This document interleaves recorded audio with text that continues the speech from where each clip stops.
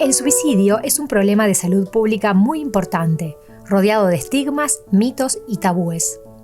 Cada caso de suicidio es una tragedia que afecta gravemente no solo a los individuos, sino también a las familias y las comunidades. Centrarse en la prevención del suicidio es especialmente importante para crear vínculos sociales, promover la toma de conciencia y ofrecer esperanza. Acercarse a los seres queridos podría salvarles la vida. Progresivamente, año a año, aumenta lo que es el número de intentos de autoeliminación y de suicidio. Uruguay tiene una de las tasas más altas en la región y Maldonado en particular también. En los últimos años, una tasa importante a nivel de porcentaje de población. En Uruguay hablamos de un promedio aproximado de 2 suicidios por día, ¿sí? A nivel anual. Es un número muy alto. Esto también a nivel en lo que tiene que ver con la estadística y lo epidemiológico, este nivel de casos lleva a la necesidad de pensar estrategias para prevenirlo.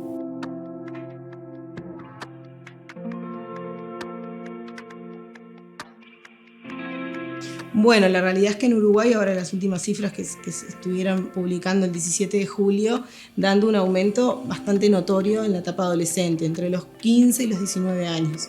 Entonces, realmente el aumento está. Más cuando, hemos venido atravesando una situación de crisis a nivel mundial y en los adolescentes quizás fue una de la población más afectada. Porque, toda esta parte social no estaba. Pueden haber factores a nivel sociodemográfico que incidan de mayor o menor medida. Hay algunos en la línea que trabajamos desde asistencial cuando intervenimos sobre las situaciones, sobre lo que son los intentos de autoeliminación. Hay distintos pasos que se dan en la atención. Siempre pensamos que el primer paso es la atención médica, ya sea en puerta de emergencia o en policlínica.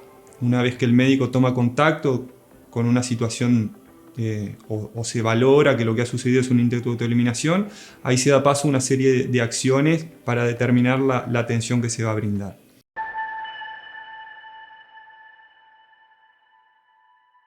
Yo quedé ciego a los 16 años a raíz de un intento de autoeliminación. Me pegué un tiro en la cabeza.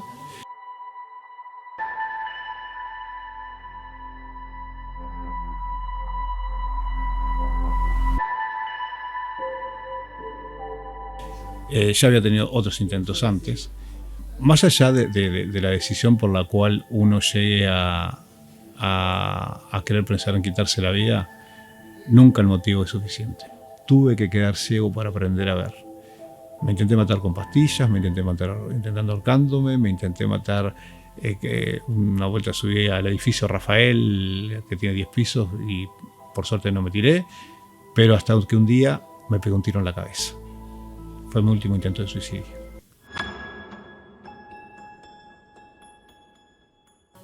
Estuve internado 24 días, de los cuales 6 estuve en estado de coma.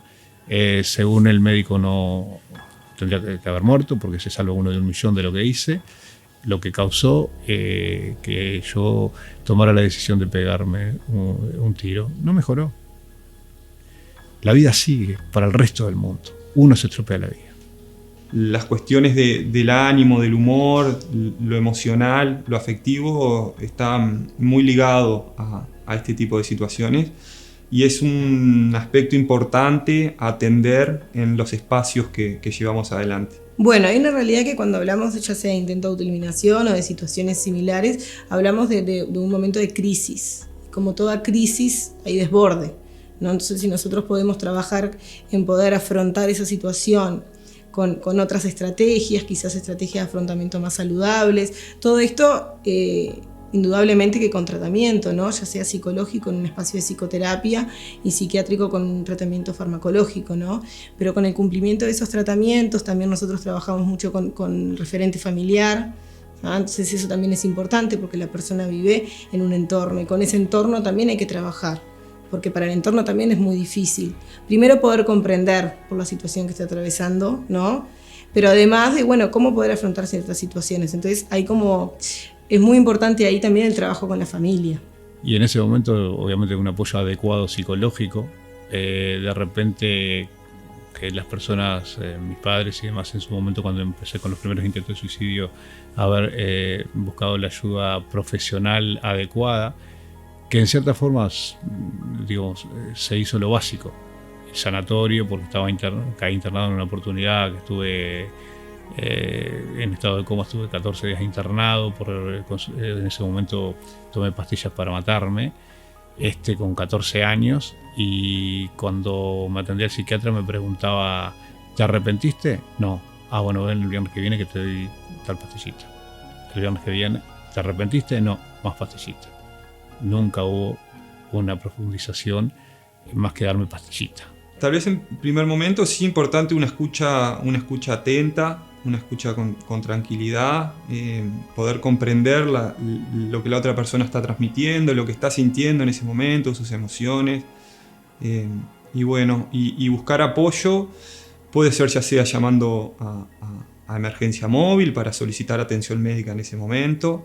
Si se entiende que bueno, que el nivel de riesgo es muy alto, necesita otro tipo de apoyo, tal vez también se puede llamar al 911, solicitar traslado al centro de salud más próximo, o en caso, bueno, también puede ser buscar apoyo en otras instituciones, en las instituciones educativas, las redes de contención y de apoyo que la persona y la familia tenga más próximas. Es lo más importante, escuchar sin juzgar.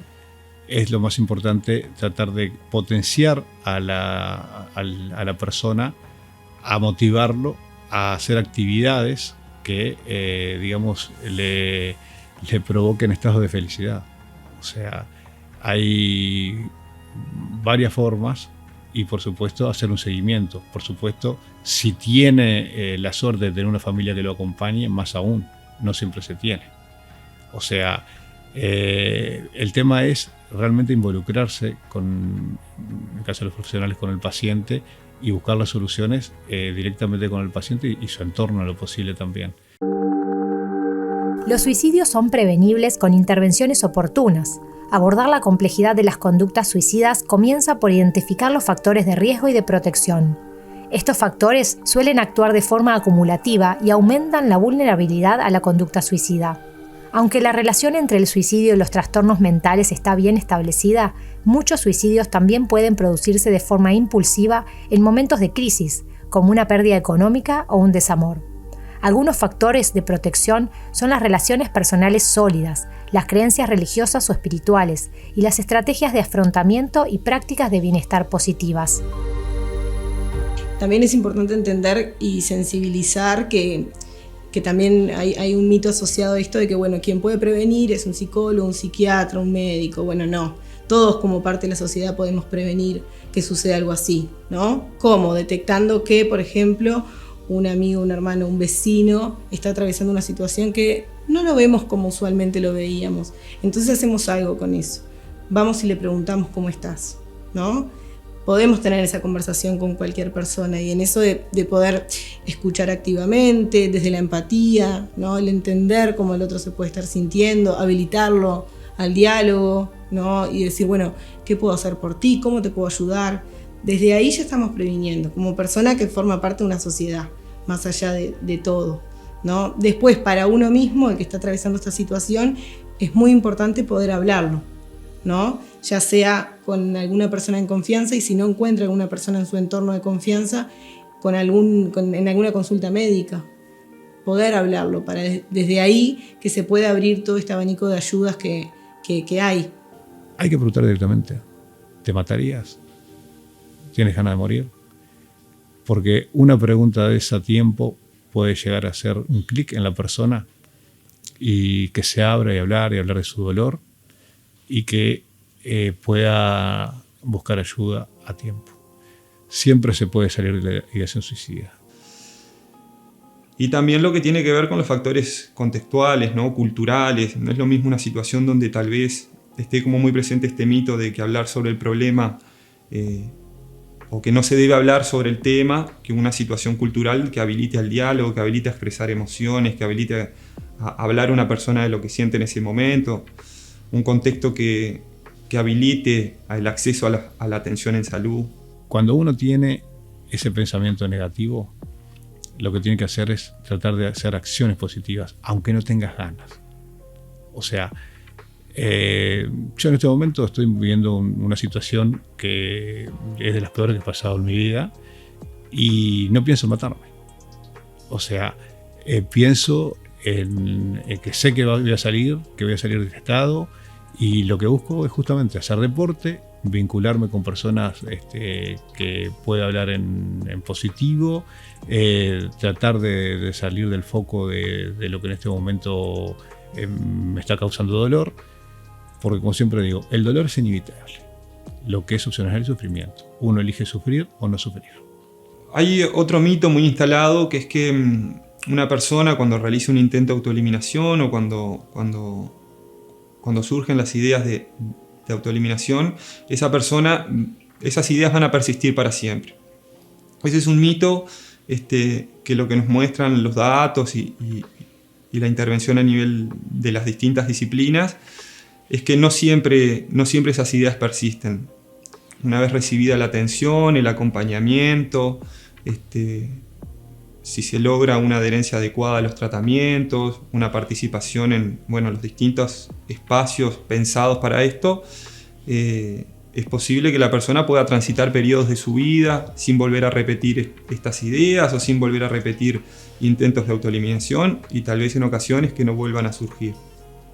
Y no es que el que lo intentó 1 o 2 veces lo va a intentar 20, pero posiblemente sí. Y si no se llega a la causa real de qué es lo que lo lleva al bajo nivel de no tolerar frustración, porque eso es lo que le pasa a una persona con intento de suicidio.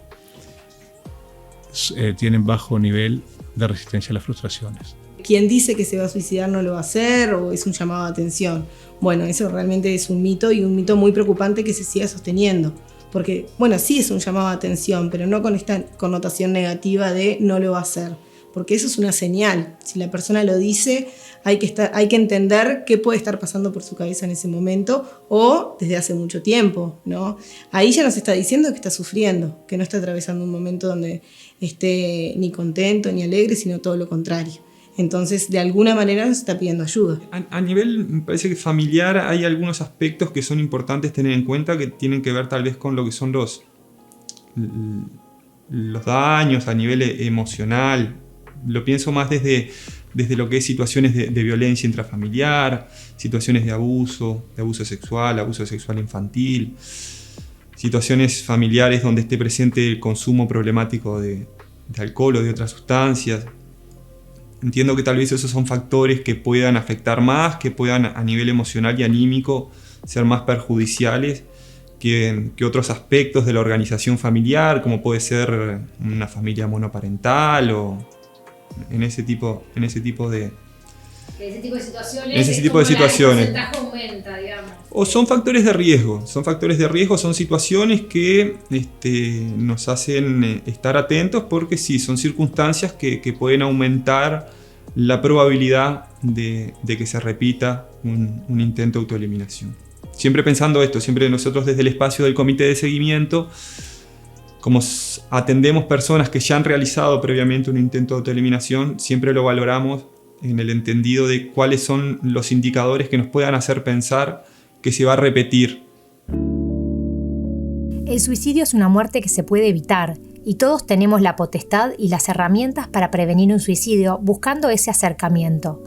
Si bien en los últimos años las cifras de suicidios en Uruguay se han mantenido estables, es importante tener en cuenta que son números altos de fallecimientos por esta causa en nuestro país, y se requiere de atención urgente, por lo que se resalta la importancia de la capacitación del personal de la salud en la detección de los factores de riesgo. No hay psicólogo, psiquiatra, vecino, amigo o pareja que te conozca más de lo que vos te conoces. El tema es uno saber cuando uno puede llegar a tener esa ideación para no caer en dejarse llevar por el dolor. Sí, lo que nosotros llamamos señales de alarma, ¿no? O signos de alarma a los que uno puede estar atento de cualquier allegado familiar. Un poco cuando la persona comienza a cambiar, y cambio en todas sus áreas de conducta, cambios en el estado de ánimo, cambios a nivel social, se empieza a aislar, ¿no? Entonces, cuando vemos que una persona tendía a tener una rutina, actividades que antes disfrutaba, que comienza a suspender, a no ir a reuniones sociales. Entonces esos cambios ya nos están, o por lo menos nos está diciendo que la persona está atravesando por algún momento, ¿no? Que, bueno, podría ser también de mucho riesgo. Entonces todo cambio va a ser una señal de alarma, ¿no? Directas o indirectas. Las indirectas son más difíciles de detectar. Las directas es cuando, bueno, hay señales verbales. Por ejemplo, mi vida ya no tiene sentido, no sé qué hago viva, ¿no? Como cuestiones más así, que, bueno, si bien son directas, bueno, quizás la otra persona no lo interprete que la persona vaya a cometer algún intento de autoeliminación.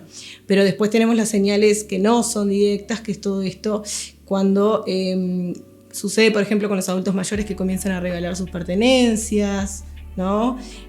Bueno, también empiezan como cierta despedida indirectamente de sus familiares, ¿no? Entonces esas señales son súper importantes, poder, por lo menos que la persona, digo, en algún tipo de sufrimiento está atravesando. Todas las personas con ideación suicida, el 100% siempre dan señales.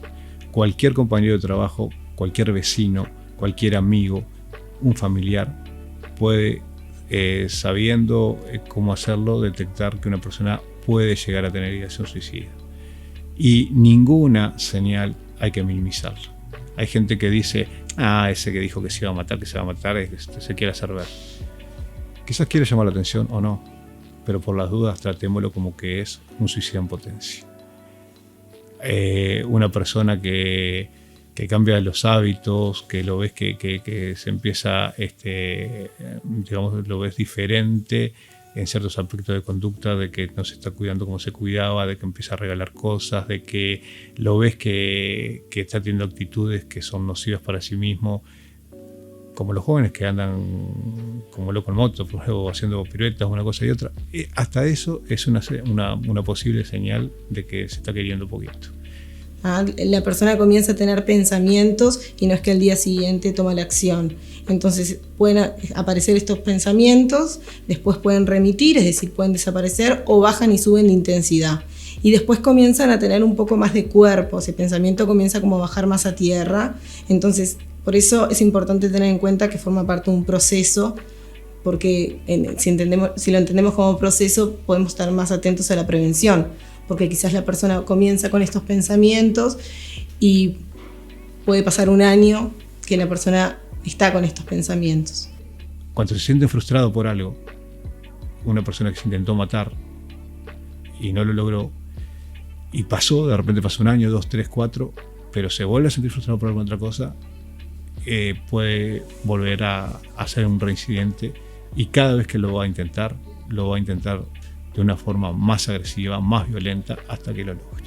Está toda esta parte más, factores asociados a lo familiar, factores asociados a lo social, por ejemplo, en lo que es la adolescencia, que las redes sociales, propiamente dichas, ¿no? La contención social es quizás un factor o el factor más importante en la adolescencia. Entonces está toda esa parte, bueno, lo que vendría a ser el bullying, situaciones como esas, bueno, van a aumentar el riesgo de que suceda algo así. Algo no resuelto desde la niñez puede causarte que tú te quieras morir con 50 años. O sea, cuando llegas a niveles de frustración. Ya activamente estamos haciendo esto de poder preguntarle cómo estás, ¿no? Y esperar la respuesta, que es distinto a un cómo estás y sigo con mis cosas a un cómo estás y estoy dispuesto a ayudarte y a escucharte. Ya eso es un movimiento más activo en lo que es la prevención. Y bueno, después ver un poco cómo podemos ayudar realmente a la otra persona, ya sea si la persona nos expresa que tiene ideas de autoeliminación o que está atravesando una situación emocional que realmente lo está como desbordando, bueno, poder consultar, buscar ayuda, ir a un centro de salud, poder realmente ejecutar como esta consulta con algún profesional de la salud mental. No solo quedarnos en eso de escucharlo, sino que hacer algo, porque bueno, el riesgo está, que del pensamiento pase a la acción. Sí hay una salida, que sí hay formas de salir de la ideación suicida, y que también se entienda esto. El suicida es como el adicto es adicto por toda la vida.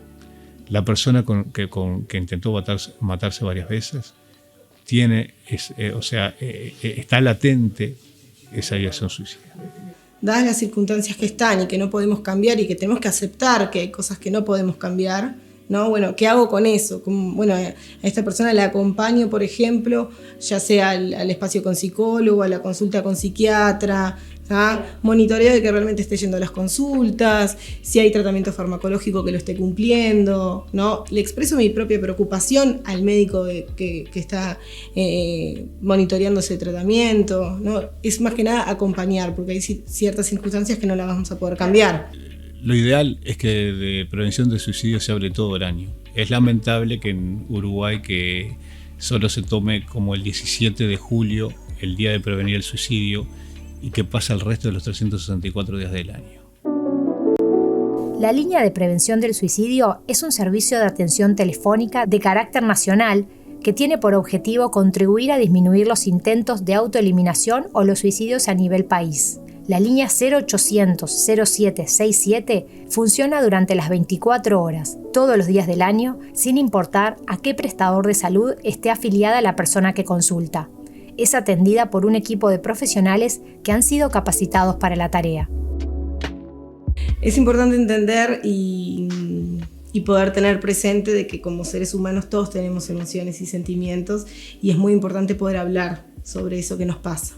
Entonces, aquí en la asistencial el equipo de salud mental es muy grande, está compuesto por varios profesionales y estamos abiertos y entendemos que es necesario que la persona pueda llegar hacia el equipo de salud mental para que nosotros tengamos la oportunidad de poder ayudarlos a transitar ese momento de crisis o no, pero que podamos ayudarlos y acompañarlos a que puedan cumplir sus metas como personas, que puedan avanzar y que, en cuanto también a su bienestar. Porque hablando de estos temas seriamente y como debe ser, se puede salvar una vida.